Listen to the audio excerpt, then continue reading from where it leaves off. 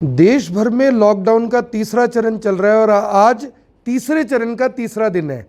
आपने देखा होगा कि बाजारों में कितनी ज़्यादा भीड़ है। लोग भी मानने को तैयार नहीं है। अगर पुलिस सख्ती करती है तो लोग सवाल उठाते हैं कि अब हम घर से बाहर निकल रहे हैं तो हम पर सख्ती क्यों की जा रही है।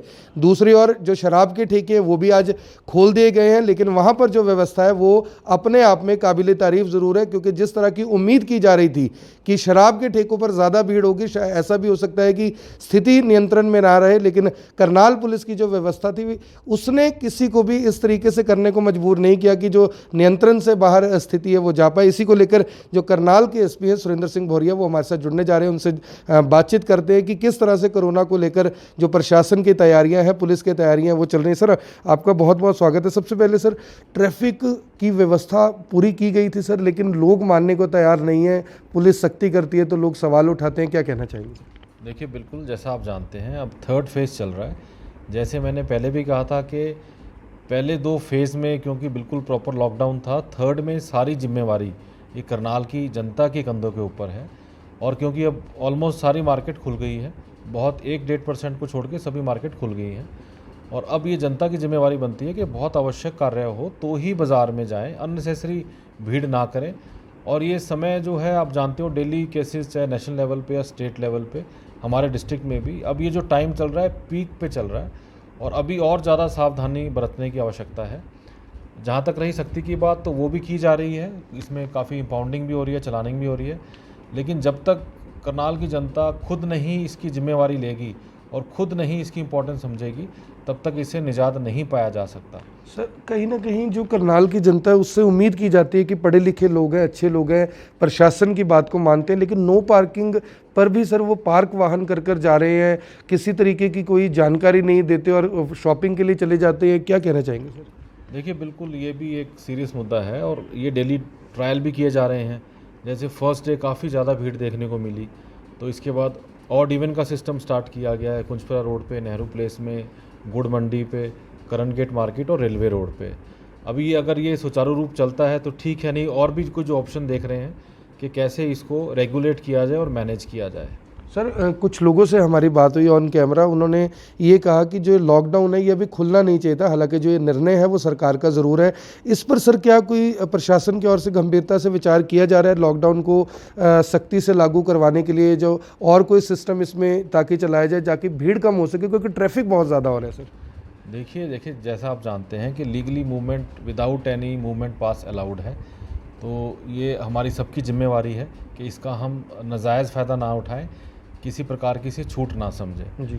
जहाँ तक रही कि जो सिस्टम की बात, जैसे टाइम भी मैनेज किया गया है और ये जो है डेली बेसिस पे एक्सपेरिमेंट भी किए जा रहे हैं जी। और हम कोशिश सारे एफर्ट किए जा रहे हैं कि ट्रैफिक को रेगुलेट किया जाए। और ज़्यादा ज़रूरी मैं बताऊं, क्योंकि ट्रैफिक रेगुलेशन के अलावा आज की डेट में और भी इश्यूज चल रहे हैं। जी। जैसे आप जानते हैं कि ठेके आज से खुले हैं, ये एक बहुत बड़ा इशू था। आपने सभी ने कल न्यूज़ में देखा काफ़ी ज़िलों में क्या हाल हुआ है। जी। लेकिन फॉर्चुनेटली हमारी ठीक तैयारी रही, सभी ठेकों पे बैरिकेडिंग कराई गई और सोशल डिस्टेंस को प्रॉपर्ली मेंटेन किया जा रहा है। जी। सभी ठेकेदारों से पहले ही बात की गई, सख्ती से निर्देश दिए गए। एक ये फ्रंट था जो आज की प्रायोरिटी थी। नंबर 2, जो माइग्रेटरी लेबरर्स की जो मूवमेंट है, क्योंकि इनकी एक चल रही है रजिस्ट्रेशन, उसके संबंध में भी काफ़ी ज़्यादा जो है रेगुलेशन की आवश्यकता है। साथ साथ जो ट्रेन्स का सिस्टम है, जो ट्रेन स्टार्ट होनी थी वो भी कल से स्टार्ट हो रही हैं। कल हमारे करनाल से जो बिहार के लेबरर हैं, एक पर्टिकुलर ज़िले के कटिहार के, वो यहाँ से मूव करेंगे। तो साथ साथ जो इंटर डिस्ट्रिक्ट मूवमेंट है वहाँ पर भी फोर्स बढ़ाई गई है। तो इसलिए मेरी अपील है कि बहुत लिमिटेड फोर्स है, फोर्स का क्रंच है, तो आप सभी जितने करनाल के निवासी हैं वो प्रशासन का और पुलिस का साथ दें। सर, आपने बताया था कि अगर लोग इस छूट का गलत फ़ायदा उठाते हैं तो कहीं ना कहीं जो ये छूट है इसका फैसला भी वापस हो सकता है, और बड़ी संख्या में लोग भी ये चाहते हैं कि जो ये छूट दी गई है इसे किसी तरीके से या तो वापस लिया जाए या सख्त निर्णय इसमें लिया जाए। इस पर क्या मैसेज देना चाहेंगे, क्योंकि 3 दिन लगातार हो गए सर, ट्रैफिक कंट्रोल में नहीं आ रहा है? देखिए, बिल्कुल जैसा कि मैंने पहले बताया था, क्योंकि ये सिस्टम अभी लॉकडाउन चल रहा है, रियायत कुछ मिली हैं। यदि ऐसा नज़र आएगा प्रशासन को और कॉम्पिटेंट अथॉरिटी को, तो ये डेफिनेटली जितनी फैसिलिटीज़ हैं विड्रॉ भी हो सकती हैं। अभी हम ऑरेंज जोन में हैं, यदि जोन चेंज हो गया फिर तो 100% ये सभी फैसिलिटीज़ सेम डे विड्रॉ हो ही जाएंगी। तभी तो हम सभी की जिम्मेवारी है कि हम इसको किसी प्रकार की छूट ना समझे, केवल अति आवश्यक कार्य हो तो ही घर से बाहर निकलें। हाँ सर, आप शुरू से कहते रहे हैं कि जो कोरोना है इसको लेकर पैनिक होने की ज़रूरत नहीं है। अगर कोई केस पॉजिटिव आता है, 3 केस इस समय एक्टिव हैं करनाल में। कल जिस तरह से सर रामनगर का एपिसोड हुआ, पड़ोसियों ने यानी परिवार को कह दिया कि आप यहाँ से चले जाइए, अपने आप में सर कम से कम करनाल के लोगों से ऐसी उम्मीद नहीं की जाती। इसके बारे में क्या कहेंगे सर? देखिए, मैं एक तो ये बात स्पष्ट करना चाहूँगा कि कभी कोरोना आपके पास नहीं आएगा, आप ही कोरोना के पास जाएंगे। तो यदि आप घर में रहेंगे, सुरक्षित रहेंगे, तो आप बिल्कुल सेफ़ रहोगे, कोई किसी प्रकार का इन्फेक्शन का खतरा नहीं है। नंबर 2, जो पर्सन्स इन्फेक्टेड आ रहे हैं हमारे, मोस्टली वही हैं जिनकी ट्रैवल हिस्ट्री है, चाहे वो दिल्ली से हो या महाराष्ट्र से हो। तो उनके लिए वो एक ये बीमारी है, किसी प्रकार का कोई अपराध नहीं है। जो भी सस्पेक्ट या जो भी विक्टिम इसमें पॉजिटिव आता है, उसके सभी परिवार वाले और उसके कॉन्टैक्ट्स सभी का इमीडिएटली टेस्ट कराया जाता है।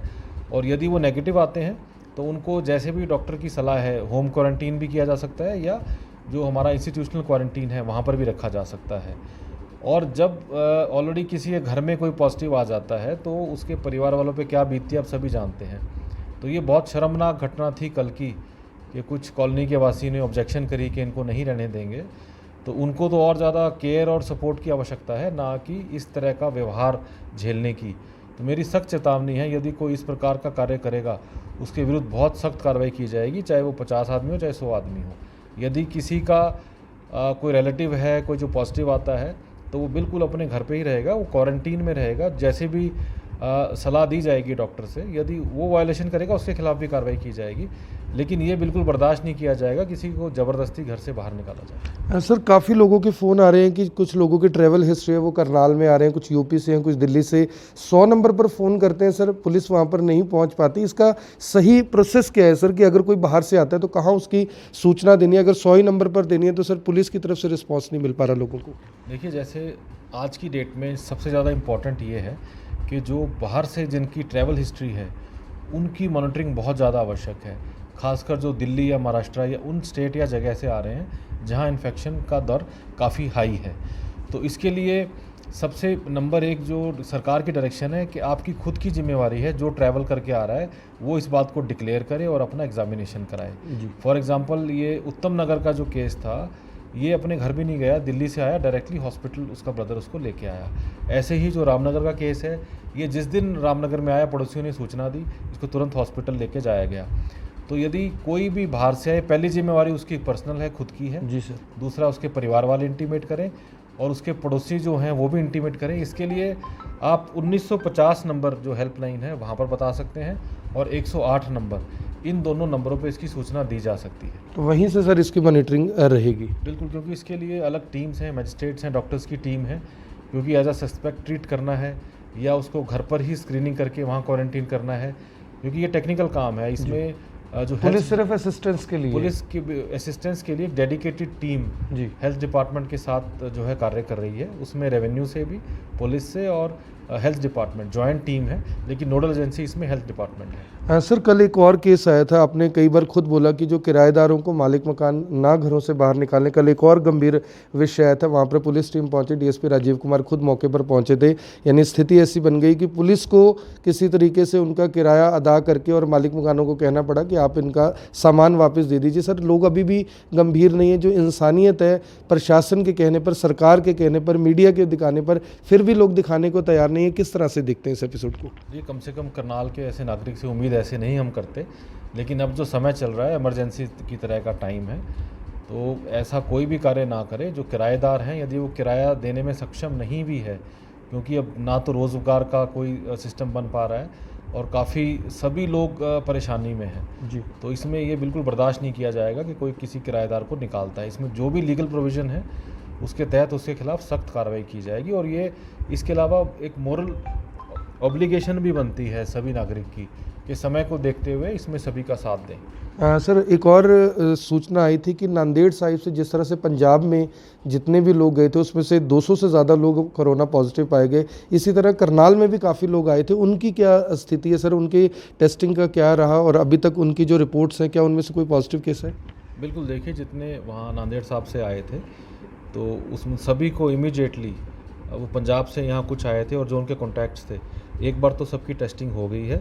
उसके बाद दोबारा टेस्टिंग है, उसमें आज जो है उनकी रिपोर्ट आ जाएगी। कुछ की तो नेगेटिव आ गई है जी। लेकिन अभी कुछ के डाउटफुल केसेस हैं, वो आज दोपहर तक क्लियर हो जाएगा। आज दोपहर तक क्लियर हो जाएंगे। आखिरी सवाल है सर कि जो 10 साल की उम्र से कम के बच्चे हैं सर, महिलाएं हैं, बुजुर्ग हैं, उन्हें देखा जा रहा है सर कि उनकी मूवमेंट बहुत ज़्यादा बढ़ गई है। एकदम से बाज़ार में कुछ लोग सामान खरीदने के लिए आ रहे हैं। क्या मैसेज देना चाहेंगे सर, क्योंकि ये तो गंभीर विषय है, लोग अभी भी सीरियस लेने को तैयार नहीं है, जबकि देश में मामले लगातार बढ़ रहे हैं। देखिए, जैसा आप जानते हैं कि सबसे जो वनरेबिलिटी या सबसे थ्रेट उनको है जो 10 साल से कम है और 65 साल से ज़्यादा है। बार बार जो है गवर्नमेंट और डिपार्टमेंट की ओर से एडवाइजरी भी जारी की गई है, तो इनकी तो खास आवश्यकता हो, बहुत ज़्यादा ध्यान देने की ज़रूरत है। बहुत ज़्यादा अति आवश्यक काम हो तो ही घर से निकलें। मेरे हिसाब से मेडिकल इमरजेंसी के अलावा ये घर से बिल्कुल निकलना अवॉइड करें। जी। और सर जो पुलिस कर्मचारी लगातार नाकों पर ड्यूटी दे रहे हैं, चौक्स पर सर हम निकलते हैं, अब तो जान पहचान भी लगभग सभी से हो गई है, उनको सर मोटिवेशनल क्या मैसेज देंगे? काफ़ी लंबे समय से ड्यूटी कर रहे हैं, टायर्ड एक किस्म से होते जा रहे हैं, क्या कुछ कहना चाहेंगे सर? देखिए, ये भी जो 24 मार्च से ये लॉकडाउन चल रहा है, तब से लगातार जो है पुलिस डिपार्टमेंट की ड्यूटी 24/7 चल रही है। लेकिन अच्छी बात यह है कि हम रेगुलरली इसका फीडबैक भी ले रहे हैं। आज तक किसी एक मुलाजिम ने भी इस पे आपत्ति नहीं जताई या अपनी कोई दिक्कत बताई हो कि काम करने में कोई दिक्कत आ रही है। उल्टा सभी काफ़ी प्राउड फील कर रहे हैं कि उनको मौका मिल रहा है ऐसे माहौल में काम करने का। और बाकी सभी उनकी जो बातों का, उनकी जो फैसिलिटीज़ हैं उनका ध्यान रखा जा रहा है। साथ साथ रैंडमली डेली 10 से 12 मुलाजिमों का टेस्ट भी किया जा रहा है। जी, thank you sir, thank you very much. और ये थे करनाल के एसपी सुरेंद्र सिंह भौरिया। उन्होंने सीधे तौर पर बताया कि जो भी लोग अगर बाहर से किसी की ट्रैवल हिस्ट्री है तो वो 100 नंबर पर फ़ोन करने की बजाय 108 नंबर या 1950 नंबर पर इसकी सूचना दे सकते हैं। इन दोनों नंबर पर आपकी कॉल ली जाएंगी, क्योंकि पुलिस का काम सिर्फ असिस्ट करना है। पुलिस की इसमें सीधे तौर पर कोई जिम्मेवारी ऐसी नहीं है कि पुलिस जाकर उनको टेस्टिंग के लिए कहे। इसके लिए हेल्थ डिपार्टमेंट की जो टीम है, पुलिस डिपार्टमेंट की ओर से जो टीम है, KOIT टीम्स उन्हें कहा जाता है, उन्हें लगाया गया है। और दूसरा जो मामला उन्होंने बताया कि नांदेड़ साहब से जो लोग आए थे, पहले जो रिपोर्ट्स थी सबकी नेगेटिव है, लेकिन अभी कुछ केस डाउटफुल है, उनकी रिपोर्ट का इंतजार किया रहा है। होपफुली दोपहर के बाद पता लग जाएगा। लेकिन आप सब लोगों से ये अपील ज़रूर रहेगी कि इस मैसेज को ज़्यादा से ज़्यादा लोगों तक ज़रूर पहुँचाएँ और किसी भी कीमत पर घरों से बाहर ना निकलें। दोस्तों, मैं आपको बार बार एक बात बता रहा हूँ कि ये गंभीर विषय है और बिना किसी कारण के घर से बाहर निकला आपके, आपके परिवार और हम सब के लिए बहुत घातक सिद्ध हो सकता है। आप देख रहे हैं IBN 24, मैं हूं आकर्षण उपल, करनाल के SP ऑफिस से आप सभी के साथ लाइव। धन्यवाद।